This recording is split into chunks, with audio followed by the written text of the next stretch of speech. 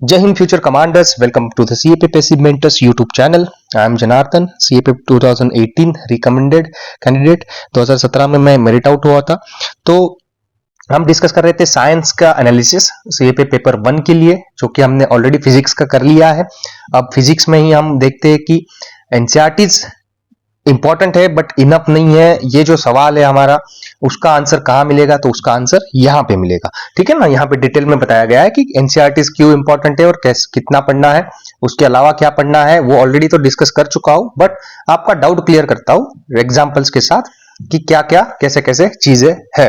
इसको देखने से पहले आपने अगर पहले 2 वीडियोस नहीं देखे होंगे तो ये आपको इतना समझ में नहीं आएगा, क्योंकि वो डिटेल में बताया गया है उसमें कि किस तरीके से क्वेश्चंस आए हैं और उसका लॉजिक भी दिया गया है। वो जरूर देख लेना आपको किस तरीके से बियॉन्ड 10th एनसीईआरटी क्या क्या पढ़ना है, वो भी उसमें डिस्कस किया गया है, ठीक है।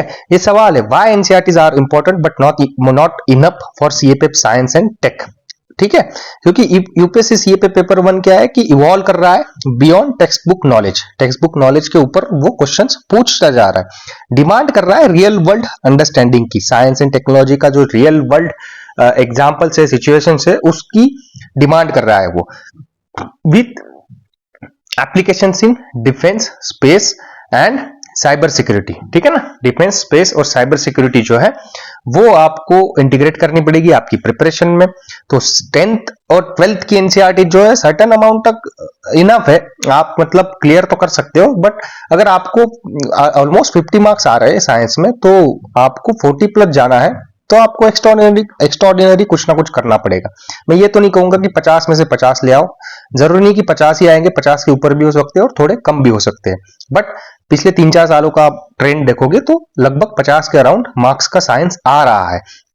तो क्या है कि यूपीएससी ने शिफ्ट किया है स्ट्रेटेजी में, और आपको भी शिफ्ट करना पड़ेगा। डिफेंस, स्पेस, एआई और क्वांटम टेक्नोलॉजी जो है उस पे करंट अफेयर्स में चलता रहता है न्यूज, तो उसको आपको एनालिसिस करना पड़ेगा, उसको समझना पड़ेगा। मेनी सीएपीएफ साइंस क्वेश्चन जो है directly link to real world applications, ठीक है ना। तो उसको आपको जरूरत है कि DRDO, ISRO, PIB, science and tech current affairs है, उससे अपडेट्स आप कर सको। इंटरडिसिप्लिनरी क्वेश्चंस आते हैं, जैसे कि इमर्जिंग फिजिक्स में के जो टॉपिक्स है, केमिस्ट्री के जो टॉपिक्स है, बायोलॉजी के जो टॉपिक्स है, उसके बारे में। नेशनल सिक्योरिटी हो गया, स्पेस एक्सप्लोरेशन हो गया, एनवायरमेंटल पॉलिसीज हो गई, उसके बारे में आपको पता होना जरूरी है। एनसीईआरटी क्यों नेसेसरी है ये सबको पता है, कर रहे हो, ज्यादा नहीं टाइम लूंगा मैं। उसमें हम देखते हैं कि फिजिक्स में आपको टॉपिक जो है बेसिक कॉन्सेप्ट्स क्लियर हो जाते हैं, Newton's laws, electromagnetism, nuclear physics, optics, इसके बारे में, ठीक है ना। क्योंकि इसको आपको जरूरत क्यों है, इसकी मोशंस आपको पता होनी चाहिए, मिसाइल गाइडेंस पता होना चाहिए, ऑप्टिक्स इन सर्वेलेंस क्या होता है, ये सब आपको पता होना चाहिए, इसीलिए इस बेसिक की आपको जरूरत है। केमिस्ट्री में क्या है कि बेसिक चीजें जो atomic structure, chemical bonding, nuclear chemistry जो है वो टॉपिक्स कवर होते हैं। क्यों इंपॉर्टेंट है ये? क्योंकि ये आपको अंडरस्टैंड कराता है रॉकेट का फ्यूल क्या होता है केमिस्ट्री में, न्यूक्लियर डिफेंस क्या होता है, बायो वेपन थ्रेट्स जो है उसका भी चलता रहता है न्यूज में, तो वो आपको पता होना चाहिए। बायोलॉजी में आप देखते हो जेनेटिक्स, बायोटेक्नोलॉजी, और उसमें जो है न्यूज में चलता रहता है, और इसके बेसिक्स आपको यहाँ पे मिलेंगे। जरूरी नहीं है कि सीएपीएफ से रिलेटेड ही सारे क्वेश्चंस आए, आपको बेसिक साइंस के भी क्वेश्चंस पूछे जा सकते हैं, बट एडवांस साइंस आपको पढ़ना है, मार्क्स अच्छे ज्यादा से ज्यादा लेने हैं, कोई डाउट नहीं छोड़ना है आपके साइंस की प्रिपरेशन में, तो आपको ये सब ऐड करना पड़ेगा। तो वहां पे क्या है कि एनसीईआरटी आपका फाउंडेशन और applied concepts, for applied concepts के लिए फाउंडेशन तो स्ट्रॉन्ग कर देता है, ठीक है ना। क्योंकि इलेक्ट्रोमैग्नेटिज्म कवर कर देता है, इलेक्ट्रोमैग्नेटिक रेल गन्स जो है उसको हेल्प करता है ये समझने में, सैटेलाइट कम्युनिकेशन को समझने में हेल्प करता है, मिलिट्री रडार्स को समझने में हेल्प करता है। बेसिक साइंटिफिक थ्योरीज जो है वो बहुत नेसेसरी होती है आपको करंट इनोवेशंस को अंडरस्टैंड करने के लिए। ऐसा तो नहीं है कि जो करंट इनोवेशंस कर रहे हैं इनोवेटर्स वो अपनी थ्योरी जनरेट करके कुछ कर रहे हैं, वो भी ये सब अप्लाई करके ही कर रहे हैं, ठीक है ना। तो एग्जांपल आप लोगे कि एनसीईआरटी एक्सप्लेन करता है न्यूक्लियर फ्यूजन क्या है, ठीक है ना, पर उसकी जरूरत कहां पे आती है? इंडिया की न्यूक्लियर सबमरीन से, जैसे आईएनएस अरिहंत हो गया, उसको समझने में, न्यूक्लियर पावर्ड एयरक्राफ्ट कैरियर से उसको समझने में आपको ये सब कॉन्सेप्ट बेसिक पता होने चाहिए। Why NCERT is not enough, ये क्वेश्चन आ जाता है। अब मेन क्वेश्चन यही है, एनसीईआरटी क्या करता है कि ये कवर नहीं करता है डिफेंस स्पेस एप्लीकेशंस, क्योंकि वो पुरानी बुक्स है और इस पे जो है हर रोज कुछ ना कुछ नया आविष्कार हो रहा है, मतलब इनोवेशंस हो रहे हैं। ठीक है ना, कुछ ना कुछ नया आ रहा है और आपको उसको करंट अफेयर्स से ही आपको वहां पे नोट्स बनाने पड़ेंगे। तो एग्जाम्पल के तौर पे आप देखो कि एनसीईआरटी कवर करता है रेडियो वेव्स को, बट सीएपीएफ क्या कर सकता है, पूछ सकता है कि how they are use in GPS, drones, remote sensing. के एनसीईआरटी एक्सप्लेन नहीं करता न्यू एज टेक्नोलॉजीज को, like AI, quantum computing, cyber security को। ठीक है ना, सीएपीएफ में ask how AI is use in surveillance drones, how quantum computing impacts cryptography. ठीक है ना, ये एनसीईआरटी में आपको नहीं मिलता है।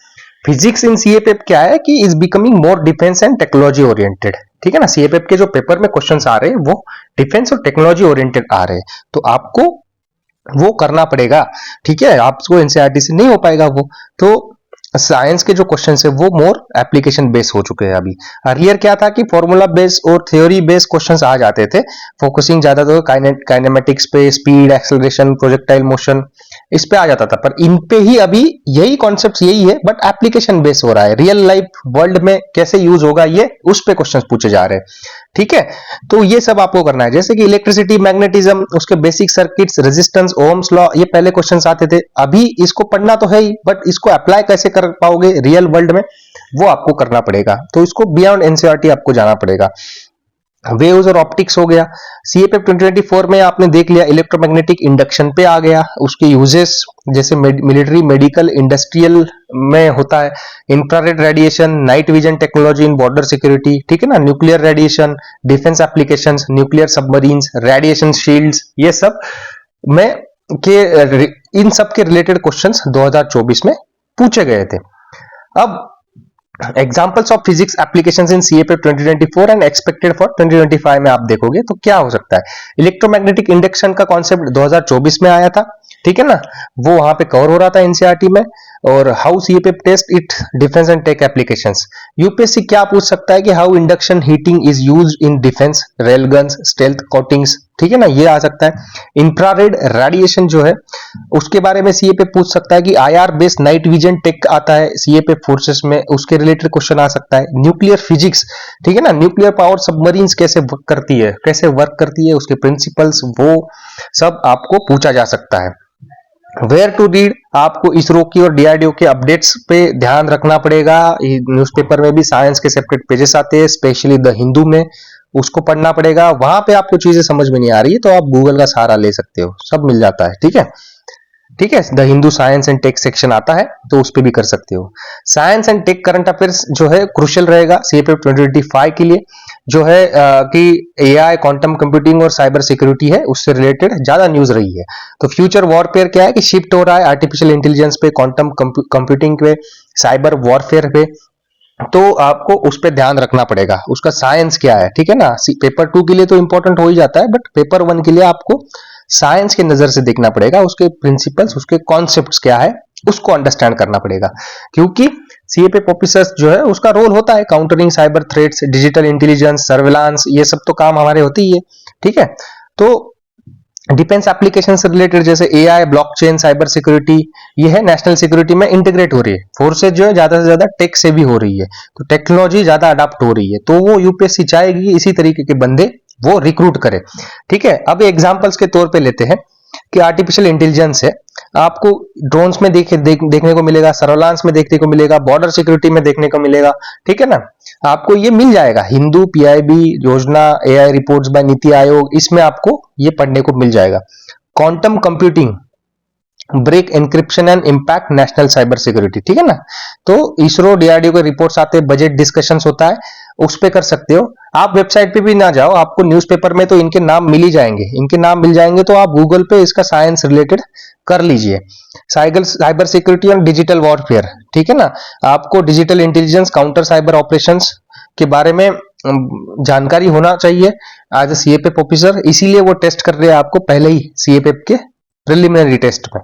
ठीक है ना, 13 के रिपोर्ट्स आते हैं, PIB, the Hindu science page आता है, उस पे भी आपको ये सब देखने को मिल जाएगा, उसी से क्वेश्चंस बन जाएंगे। डायरेक्ट आपको न्यूज़पेपर से क्वेश्चन नहीं बनेंगे, आपको उसके पीछे का बैकग्राउंड, कॉन्सेप्ट्स पता होनी चाहिए। ठीक है, आप देख सकते हो how to prepare science and tech for CAPF 2025। यहाँ पे तीन फेज स्ट्रेटेजी बताई गई है। पहले तो आप एनसीईआरटी पढ़िए, 2 महीने तक फाउंडेशन आपका क्लियर करिए, 10 से 12th, मतलब 8 9th भी पढ़ना है, वो तो इजी है। 8 9th 10th फिर 11th फिर 12th, ठीक है। तो इसमें यही नहीं टॉपिक्स फोकस करने, टॉपिक्स लगभग 10th तक तो सारे करने, 11 12th के टॉपिक्स पिछले वीडियो में डिस्कस किए गए। फिर तीसरे या चौथे महीने में आपने world application, real world applications और डिफेंस साइंस के बारे में पढ़ना है। जो डीआरडीओ इसरो रिपोर्ट्स होते हैं मिसाइल टेक्नोलॉजी पे, सैटेलाइट्स पे, न्यूक्लियर एनर्जी पे, वो आपको पढ़ना है, ठीक है। तो defence applications of physics, night vision, UAV, space tech, ये सब आपको याद रखना है। फिर आप लास्ट में करंट अफेयर्स पे जा सकते हो। करंट अफेयर्स तो वैसे डेली पढ़ते हो, तो तभी पढ़ लोगे तो अच्छी बात है, पर लास्ट में इसको कॉम्प्रिहेंसिवली जरूर पढ़ना है, ठीक है। तो ये है द हिंदू साइंस आता है, टेक पेज, पीआईबी रिपोर्ट्स, योजना मैगजीन, ये सब आ गया। और प्रीवियस ईयर सीएपीएफ के क्वेश्चन जो होंगे उस पे थोड़ा एडवांस सोचिए कि इसके उस ये अगर इजी क्वेश्चन है, इस पे अगर और डिफिकल्ट क्वेश्चन यूपीएससी पूछना चाहे, या उसी टॉपिक पे यूपीएससी अगर कुछ और क्वेश्चन पूछना चाहे तो वो कैसा पूछ सकती है, ये प्रेडिक्ट करिए, उसको गूगल पे सर्च कर लीजिए, ठीक है। तो हो जाएगा वो। यहाँ पे यही है कि क्लास 11 10 से 12th जो है नेसेसरी है, बट इनफ नहीं है मेरे हिसाब से अभी के लिए। अगर 2025 में आ जाए इसी के रिगार्डिंग 100% क्वेश्चंस तो अच्छी बात है, बट आप अगर इसके बियॉन्ड जाके और कॉन्सेप्ट्स आपके क्लियर करोगे तो आप तैयार रहोगे, एक क्या है, आप डिफिकल्ट टाइम के लिए तैयार रहोगे, डिफिकल्ट क्वेश्चंस के लिए तैयार रहोगे। तो डिफिकल्ट क्वेश्चंस अगर आप सॉल्व कर सकते हो तो आप बेसिक क्वेश्चंस तो सॉल्व कर ही लोगे, ठीक है। जिसको लगता है कि वो नहीं कर पाएगा तो आप 10th या 12th तक ही डिपेंड रहिए और उसी को अच्छे से करिए, एटलीस्ट उसमें से जो क्वेश्चंस आ रहे हैं वो आपके गलत ना हो, ठीक है। ये मैंने ऑलरेडी पॉइंट्स कवर कर दिए, ये समरी है, तो आप इसी तरीके से प्रिपेयर करिए। क्वेश्चन यही है कि इनफ तो नहीं है अभी के लिए, ये एनसीईआरटीज आपको बियॉन्ड जाना पड़ रहा है, बट अगर आपके पास टाइम नहीं है, आपको लगता है कि आपको बहुत टाइम लगता है साइंस पढ़ने में, एनसीईआरटीज पढ़ने में ही आपको बहुत डिफिकल्टी आ रही है, तो आप YouTube का सहारा लीजिए, उस पर एनिमेटेड वीडियो देखिए, ठीक है ना, रादर देन कॉम्पिटिटिव चैनल्स के जो साइंस वगैरह पे बड़े बड़े लेक्चर्स होते हैं, उसको टाइम ज्यादा स्पेंड करने से अच्छा है YouTube पे 2-2 3-3 मिनट के जो एनिमेटेड वीडियोस होते हैं वो देखिए, टेक से रिलेटेड, ठीक है ना। उससे आपके विजुअलाइज कंटेंट देखने से आपके कॉन्सेप्ट भी क्लियर होंगे वहां पे। या फिर आप इसरो या डीआरडीओ के भी वीडियोस देख सकते हो, या उसके वेबसाइट्स पे भी देख सकते हो कि क्या होता है उसमें, ठीक है। तो उससे हो जाएगा आपका। तो इसी तरीके से आपको साइंस पढ़ना है, ठीक है, इसी तरीके से साइंस पढ़ना है आपको। और टेक करंट अफेयर्स को कैसे इंटीग्रेट करना है, सो रिसोर्सेस कैसे यूज करने हैं, वो भी सब हमने डिस्कस ऑलरेडी कर लिया है। वीडियो अच्छा लगा हो तो लाइक जरूर कर देना है, और क्या चाहिए आपको कमेंट में जरूर बताओ कि किस चीज पे एनालिसिस चाहिए। और टेलीग्राम चैनल को जरूर ज्वाइन करिए ताकि आप पीडीएफ्स को एक्सेस कर पाओ, रेगुलर अपडेट्स, क्विजेस, पोल्स में आप शामिल हो, ताकि आप क्या है कि एक ही डायरेक्शन में ना जा पाओ, आपको पता चले कि बाकी लोग भी क्या कर रहे हैं, तो उससे आप अपडेट रहोगे, एक टच में रहोगे, ठीक है। गलत स्ट्रेटेजी पे आप पढ़ाई नहीं करोगे, टाइम पे ही अपनी स्ट्रेटेजी आप रीथिंक करके चेंज कर लोगे। तो यहां तक यही था इस वीडियो का सार। अब केमिस्ट्री का एनालिसिस भी आएगा, बायोलॉजी का भी आएगा, फिर हिस्ट्री ज्योग्राफी का भी आएगा, ताकि आपकी चीजें और क्लियर हो, आप स्मार्टली पढ़ाई कर पाओ, आपका टाइम सेव हो, इसी का ये मकसद है। जय हिंद।